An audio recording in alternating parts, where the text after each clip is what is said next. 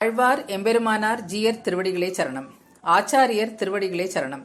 ஸ்ரீ ஆளவந்தாரை சேவித்து அவரிடம் அர்த்தங்கள் கேட்க இயலவில்லை சுவாமி ராமானுஜருக்கு. அந்த குறை தீரும்படி ஸ்ரீ ஆளவந்தார் சீடரான பெரிய நம்பிகள் திருவடிகளை வணங்கி தமக்கு விசேஷ அர்த்தங்களை சொல்லியருள வேண்டும் என்று வேண்டி நின்றார் உடையவர். அவரும் உடையவரை குளிர கடாட்சித்து, பாவங்களை வேருடன் அறுப்பதும் புண்ணியத்தை பெருக்குவதும் சம்சார பந்தத்தை அறுப்பதும் வேதத்தின் சாரமானதும் மங்களகரமாய் மந்திரரத்னம் என்று போற்றப்படுவதுமான துவயம் என்னும் மகாமந்திரத்தின் அர்த்தங்களையெல்லாம் விளக்கமாக கூறியருளினார். சுவாமி ராமானுஜருக்கு அருள வேண்டிய ரகசிய வார்த்தைகளையும் அவற்றின் ஆழ்ந்த அர்த்தங்களையும் ஸ்ரீ ஆளவந்தார் பெரிய நம்பி, திருக்கோஷ்டியூர் நம்பி, திருமாலையாண்டான், திருவரங்கப் பெருமாள் அரையர், திருமலை நம்பி என்னும் தன்னுடைய முக்கிய 5 சீடர்களிடம் சேமித்து வைத்து சென்றிருந்தார். உடையவருக்கு பஞ்சசம்ஸ்காரம் செய்வித்து அவருக்கு மந்திரரத்னமான துவயத்தை அருளி செய்து உடையவருக்கு ஆச்சாரியராகிய மகாபூர்ணர் என்று கொண்டாடப்படும் பெரிய நம்பிகளின் குணவிசேஷத்தை சென்ற தொடரில் அனுபவித்தோம். இன்றைய தொடரில் கோளூர் அம்மாளின் சுற்றித் திரிந்தேனோ மாலையாண்டான் போல, சூளுறவு கொண்டேனோ கோஷ்டியாரை போல என்ற 2 வாக்கியங்களின் மூலம் சுவாமி ராமானுஜரின் மேலும் 2 ஆச்சாரியர்களை குறித்து அனுபவிக்க இருக்கிறோம். முதலில் சுற்றித் திரிந்தேனோ மாலையாண்டான் போல என்பதனை பார்ப்போம். மாலையாண்டான் என்பது திருமாலையாண்டான் என்னும் ஆளவந்தார் சீடர்களில் ஒருவரும் சுவாமி ராமானுஜருக்கு திருவாய்மொழியின் அர்த்த விசேஷங்களை விளக்கிய ஆச்சாரியரும் ஆவார். பெரிய நம்பிகளிடம் மந்திரரத்னமான துவயத்தை பெற்ற உடையவர் திருக்கோஷ்டியூர் நம்பிகளிடத்தில் மகாமந்திரமான திருமந்திரத்தையும் சரமஸ்லோகத்தையும் அர்த்தத்தையும் பெற்றார். இதை கோளூர் அம்மாளின் அடுத்த வாக்கியத்தில் அனுபவிப்போம். திருக்கோஷ்டியூர் நம்பி நம்மாழ்வாரின் திருவாய்மொழி ரகசிய அர்த்தங்களை திருமாலையாண்டான் என்பவரிடம் கேட்டறிய சொல்கிறார் உடையவரை.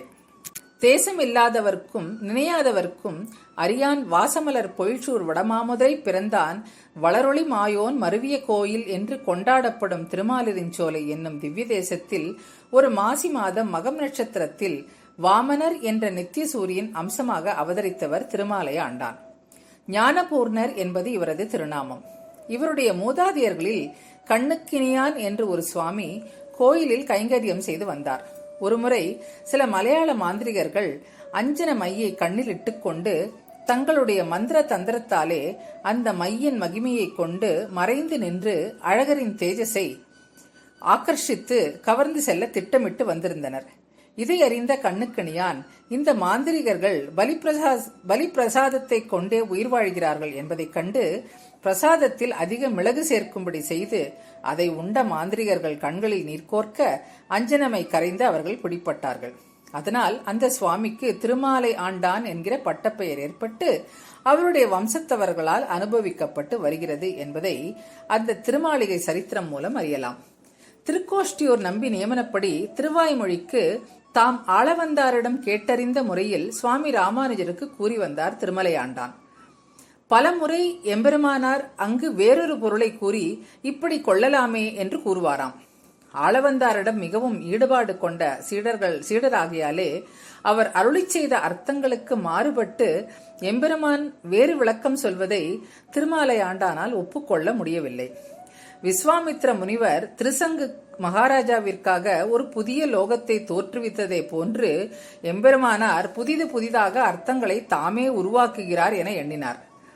இப்படி சென்று கொண்டிருந்த பொழுது ஒரு நாள் திருமாலையாண்டான் நம்மாழ்வாரது 2ஆம் திருமொழி 3ஆம் பத்து 3வது பாசுரத்தின் அர்த்தத்தை விளக்கிக் கொண்டிருந்தார். ஊனில் வாழ் என்னும் இப்பதிகமானது ஆழ்வார் பகவத் அனுபவத்தை பூரணமாக பெற்று அடியார் குழாமான நித்தியசூரிகளோடு எப்பொழுது கூட போகிறோம் என்று ஆசைப்பட்டு கூறும் பாசுரங்கள் ஆகும். அதில் 3ஆம் பாசுரமான அரியா காலத்துள்ளே அடிமைக்கண் அன்பு செய்வித்து அரியாமாமாயத்து அடியேனை வைத்தாய் என்ற முதல் 2 அடிகளுக்கு விளக்கம் கூறும் பொழுது எம்பெருமான் தனக்கு நிறைந்த ஞானத்தை இளமை பருவத்திலேயே கொடுத்து தொண்டு புரிவதில் ஆர்வத்தை உண்டாக்கிய பொழுதும் மீண்டும் இந்த மாய உலகத்தில் இந்த உடலோடே சம்சாரத்திலே இருக்க வைத்து விட்டாரே என வருந்தி கூறுகிறார் என்றார். இந்த அர்த்தத்தை கேட்ட எம்பெருமானார் இதை வேறு விதமாக அர்த்தம் கொள்ளலாமே என கூறினார். இந்த பதிகத்தின் 10 பாசுரங்களும் ஆழ்வாருடைய ஆனந்தத்தை காட்டுவதாக அமைந்துள்ள நிலையில் இந்த ஒரு பாசுரத்தில் வேறு விதமாக கூற இயலாது. எனவே மேற்கண்ட அடிகளில் 2ஆம் அடியை முன்பு கொண்டு முதலடியை பின்பு கொண்டு இந்த மாய உலகத்தில் சம்சாரத்தில் வருந்திய அடியேனை எனக்கு ஒன்றும் அறியா இளமை பருவத்திலேயே தொண்டு செய்வதில் ஆர்வத்தை ஏற்படுத்தினாய் என்று எம்பெருமான் தன்னை வாழ்த்திவிட்டதாக சந்தோஷத்துடன் கூறுவதாக கூறியதோடு இப்படி அர்த்தம் கொண்டால் ஆழ்வாரும் ஆனந்தப்படுவார் என்றார் உடையவர். இதை கேட்ட திருமாலை ஆண்டான், உமக்குத்தான் அனைத்து அர்த்தங்களும் தெரிந்துள்ளதே, பின் இந்த பாடம் எதற்கு என்று பாடம் சொல்வதை நிறுத்திவிட்டார். இதை அறிந்த திருக்கோஷ்டியூர் நம்பி ஆண்டானிடம் நடந்த விஷயங்களை கேட்டு அறிந்தார். மேலும் சுவாமி ராமானுஜர் வெளிப்படுத்தியுள்ள அர்த்தங்களை தாம் ஸ்ரீ ஆளவந்தார் சொல்ல கேட்டுள்ளதாகவும் கூறினார். ஸ்ரீகிருஷ்ணன் அனைத்தும் அறிந்திருந்தும் சாந்திபினியிடத்தில் வேதம் பயின்றது போல் இவர் உம்மிடம் திருவாய்மொழிக்கு அர்த்தம் கேட்கிறார். ஸ்ரீ ஆளவந்தாருக்கு இவர் ஏகலைவன். இவருக்கு ஸ்ரீ ஆளவந்தார் அருளிய அர்த்தங்கள் ஒழிய வேறு ஒன்றும் தோன்றாது என கூறி, நீர் அவர் மேல் விழுந்தாவது திருவாய்மொழிக்கு பொருள் கூறி உமது பணியை முடியும் என்று அருளி சென்றார். பின் எம்பெருமானாரில் தமது குருவான ஆளவந்தாரை அனுபவித்த திருமாலையாண்டான் ஆளவந்தாரிடமிருந்து தான் கேட்காமல் இழந்த சிலவற்றையும் எம்பெருமானாரிடத்து அறிந்து கொண்டதை எண்ணி மனம் மகிழ்ந்தார். தன் குமாரரான சுந்தரத்தோளுடையானையும் உடையவரின் சீடராக்கினார்.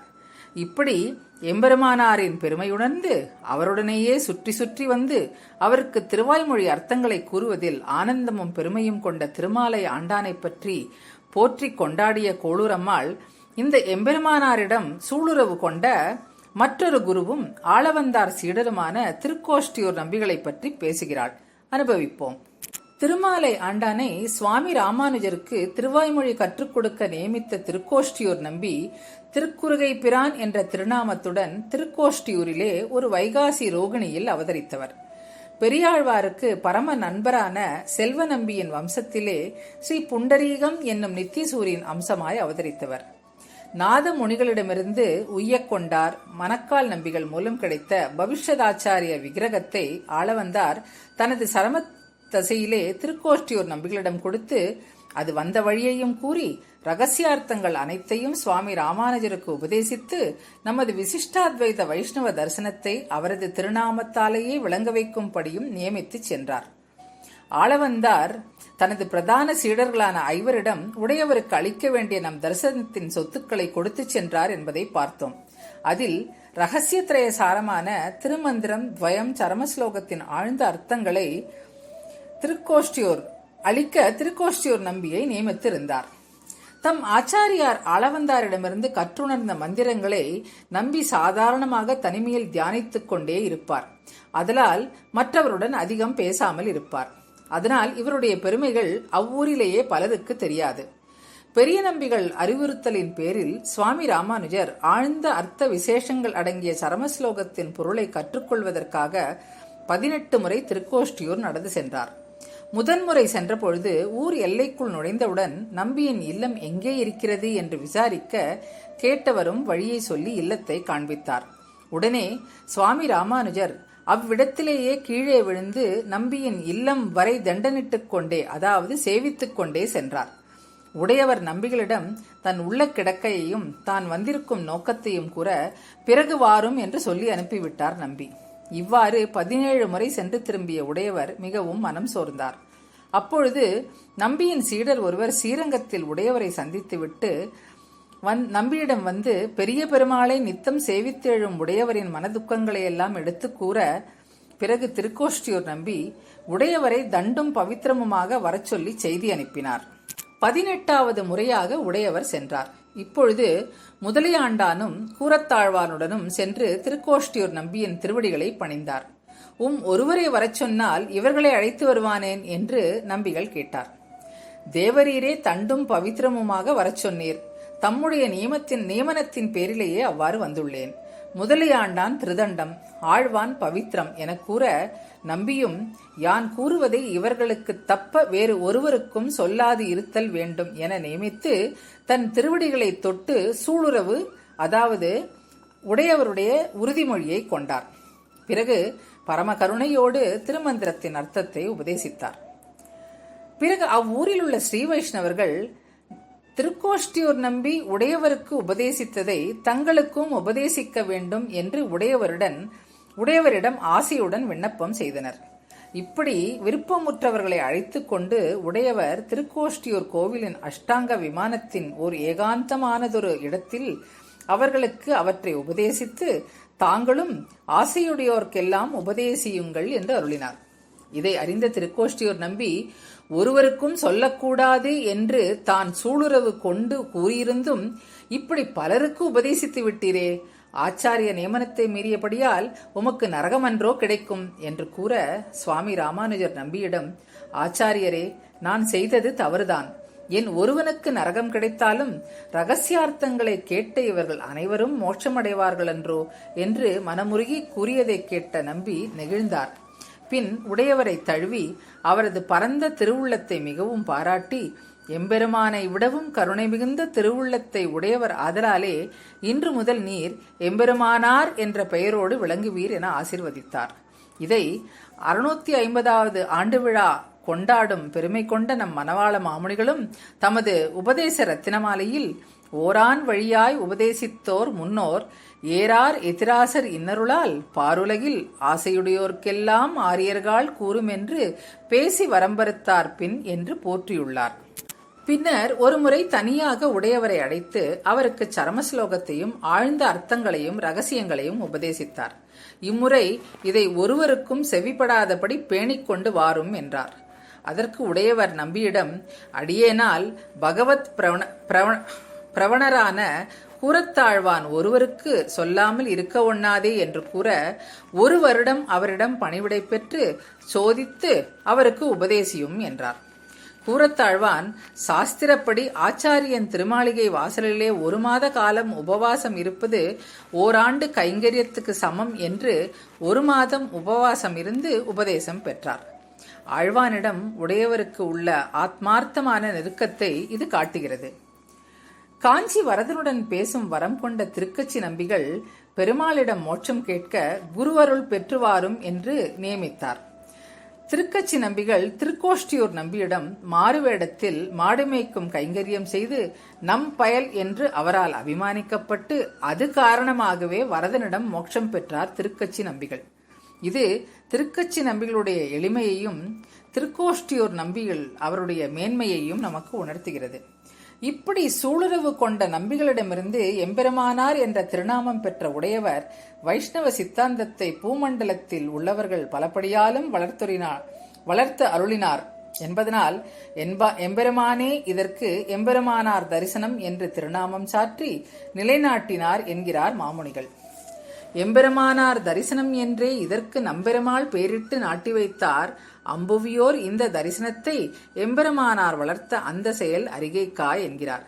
இப்படி ஸ்ரீ வைஷ்ணவ சித்தாந்தத்தை பல வழிகளிலும் வளர்த்த எம்பெருமானாரிடம் இந்த கோளூரம்மாள் அவருடைய ஆச்சாரியர்களின் பெருமையும் உடையவரின் பெருமையும் துணிக்க ரகசிய வார்த்தைகளை அருளி செய்தாள்.